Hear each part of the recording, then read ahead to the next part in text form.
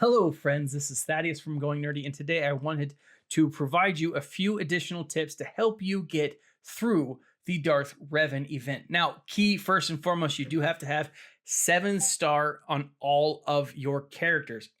If you do, then you should be able to do this pretty effectively. You also should have at least gear 10 on most of your characters.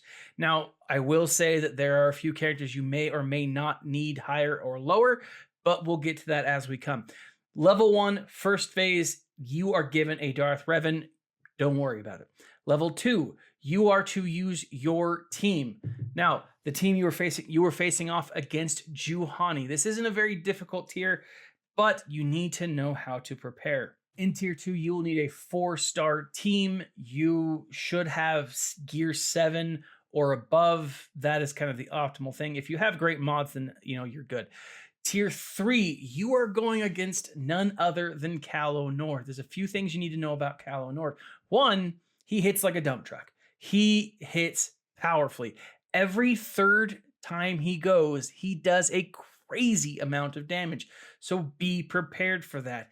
He is someone that you're not going to want to take lightly. I suggest, as often as you can, try to eliminate the ads first, then Calo Nord. That's what worked for me. It may work differently for you, but try as often as you can to avoid that critical attack on his third go around.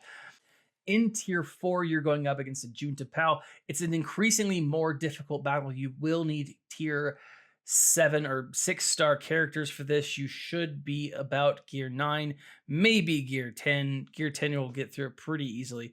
Tier 5 is the most difficult tier I've seen in the event and quite possibly in other events, right? This is a really tough tier. You need to know how to use it. You need to know what you're doing.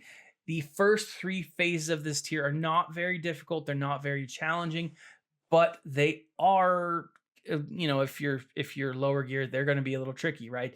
Try to just take out the DPS units as quickly as possible and then move on. The final phase of tier 5 is the most difficult one.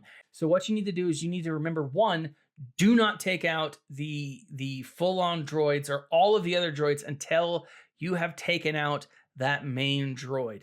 If you're struggling the way that I was able to do it, take out the turrets first, leave the 2 guys next to the main droid, and then take out the main droid, then the other droids. That way, you're missing out on that crazy amount of damage that is done every time the main droid attacks with no other ads. So be very careful with that. Now, I did find a few tips here on the forums. I'll just go through and read what this person suggests, and I think this is a very, very, very valid guide here. It says, but the actual order of the operations is more important than the actual damage. The boss, if you remove the ads, goes into overdrive. When using fear on him, it will not stick, but that does not mean the ads didn't get feared. So you still want to use fear on the main guy, even though it won't stick on him, the others will get fear. With Fallen, fear will AoE inflict stagger, which is important. Use this wisely after fear has expired to recycle their turn meter and effectively gain another free turn. No Zetas are required. Nobody other than Fallen needs to be T12, I guess that's gear 12, for this to technically work consistently. Now, whether that helps or not, that's something that you should do. If you are struggling, take out the turrets first, leave the other 2 there, and then take out the main boss, guys. When you take out all of the ads and then try to take out the main boss, he becomes deadly. And so keep that in mind. Phases 6 and 7 are surprisingly easier when you compare to phase 5. Phase 6, you're going up against Bastila.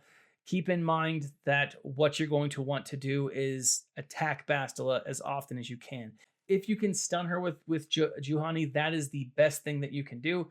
Don't focus on the ads first. They are regenerative. They come back. Focus on Bastila, then take out the other 2. Once you can do that, it's fairly easy. Phase number 7 is also surprisingly easy, but it is something that you will have to play around with if you are struggling. You have to keep in mind that Juhani can be brought back by Jolie. Mission Vow has Blink. There's a cool symbiosis between Mission Vow and the Wookiee, so keep that in mind. So Tier 7 is substantially easier than the others. I would just keep in mind that Jolie sucks because he brings Juhani back. Juhani sucks because she can stun.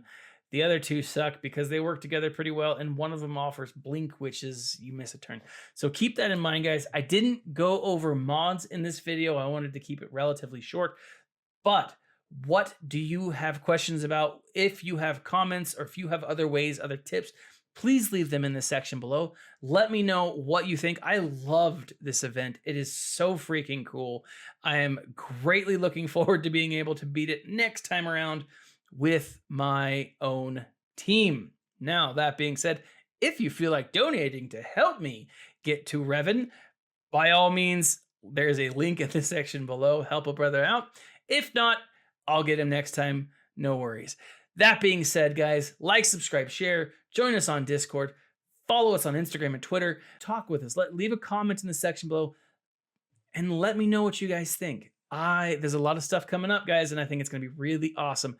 This has been Thaddeus from Going Nerdy, and as always, my friends, smile and stay nerdy.